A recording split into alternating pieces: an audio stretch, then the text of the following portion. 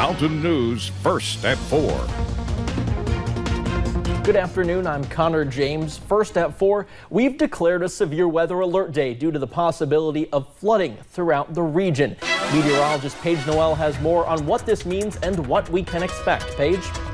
Yeah, Connor, that severe weather alert day is continuing, and so is that flood watch. We've seen that be extended to all of Eastern Kentucky a little bit earlier this morning as rain is really going to impact the mountains. You can see that here as we look at the flood watch. So that is in effect until about noon on your Thursday. So as we look at satellite and radar, you can see that rain has really impacted our region throughout the day. Saw that heavier line move through a little bit earlier this afternoon, and now as we scan the skies, we're still dealing with some heavier rain down to the south into Harlan, Bell County, maybe even over into Magoffin County a little bit as well. And looking at those temperatures, those low 60s across Eastern Kentucky, so it's not feeling too bad out there, but those temperatures are going to go down a little bit as those rain chances start to move into our area. So as we look ahead, the heavy rain is really going to continue overnight and into your Thursday as well. Another cold front is going to be moving into the mountains a little bit later on your Thursday, which could bring more rain, maybe even a few thunderstorms, and then it's going to bring those colder temperatures back into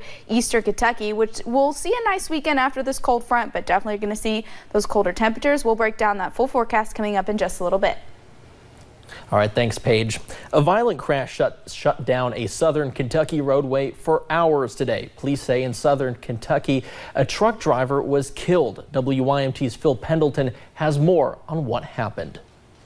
The crash happened around 11 o'clock this morning, and it resulted in Kentucky 92 west of Williamsburg being shut down for a couple of hours. An armored truck, for some reason, ran off the roadway, overturned. One person was killed and one person was injured.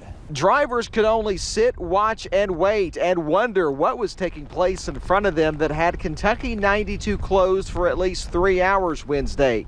Police say something caused an armored truck heading from Williamsburg toward Whitley City to run off the roadway and flip on its side. The driver was killed and a passenger was injured. First responders say they cannot ever remember working a crash like this one, a deadly crash in a vehicle that's built to protect its cargo. Absolutely. You know, this vehicle is built to be durable and tough, and, you know, it's made of armor. But, you know, again, this just goes to show you that, you know, seatbelt usage is very important in any type of vehicle when traveling on Kentucky roadways. We talked to firefighters that actually had to go inside there and get the two victims out. They said that it was one of the most unique and most difficult extrications they've ever had. More about that coming up in a later newscast. But for now, in Whitley County, Phil Pendleton, now back to you. The Whitley County coroner has not released the name of the victim yet, pending notification of the next of kin. And yesterday, we learned that Enerblue is out. That means more than 800 potential jobs are lost for Eastern Kentucky. WYMT Marianne Fletcher has been working on this and has the latest.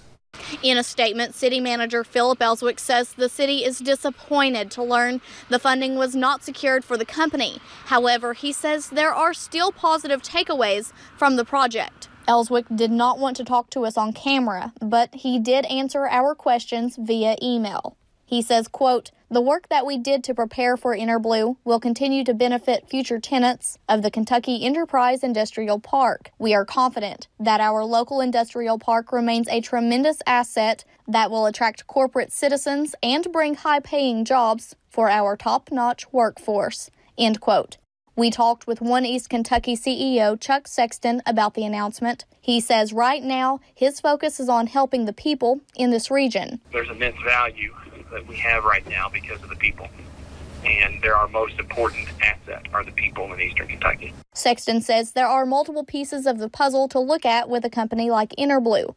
More risk lies within different aspects. There are always factors that can play into how those projects develop. Unfortunately, it seems that Enerblue was unable to secure the funding that they felt they would receive to pull this project to fruition. In the statements, Ellswick explains to me the city is aware of multiple parties interested in the industrial park. In Pike County, Marianne Fletcher, WYMT Mountain News. And coming up at 6, we will have more reaction from local business leaders. Well, President Trump received high praise from Republicans and independents for his State of the Union address last night, while Democrats did not give the speech good reviews. The president received 43 bipartisan standing ovations during his State of the Union address last night. A majority of viewers say they approved of President Trump's speech in a CBS News poll. Only Democrats expressed a strong disapproval. Here is Delaware Chris Coons with his thoughts on last night's speech. We got 10 minutes about the border wall and illegal immigration. We got one sentence about some of the boldest and more visionary aspects of the speech. Some Democrats also took issue with the line in the president's speech that seemingly tied the country's economic success to ending congressional investigations. Democrats say the investigations are constitutional. Vice President Mike Pence defended the president's position, saying the president was referring to partisan investigations.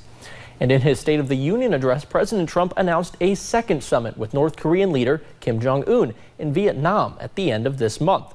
The president says in the last 15 months, North Korea has suspended nuclear tests and has not launched a missile. He says this is proof that progress was made. But U.S. intelligence officials say there is no evidence the country will stop producing nuclear materials or eliminate its weapons program. President Trump says his bold new diplomacy is keeping America safe.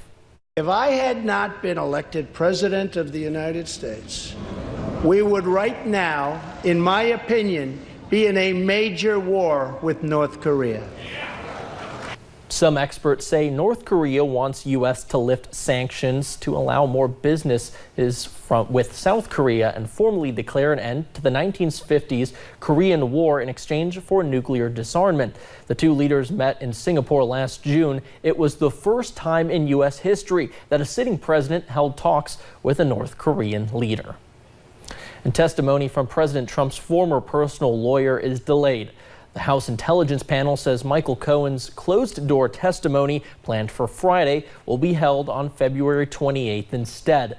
This is the second planned meeting Cohen has held with a House committee that was postponed. He was subpoenaed to appear before the Senate Intelligence Committee next week as well, but it is unclear if that meeting will still take place. Cohen is set to begin a 3-year prison sentence on March 6th after pleading guilty in December to tax and campaign finance crimes and lying to Congress in his 2017 testimony.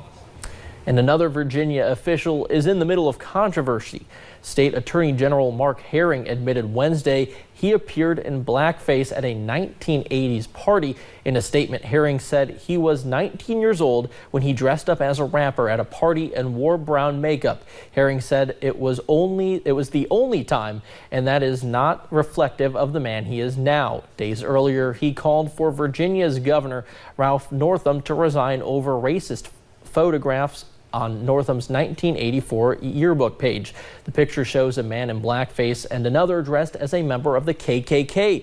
Northam said he is not in that photo. And it's a big day across the nation as high schoolers across the country sign the dotted line to the school of their choice. Sports Director Marcus Browning has more on who the Kentucky Wildcats picked up for National Signing Day.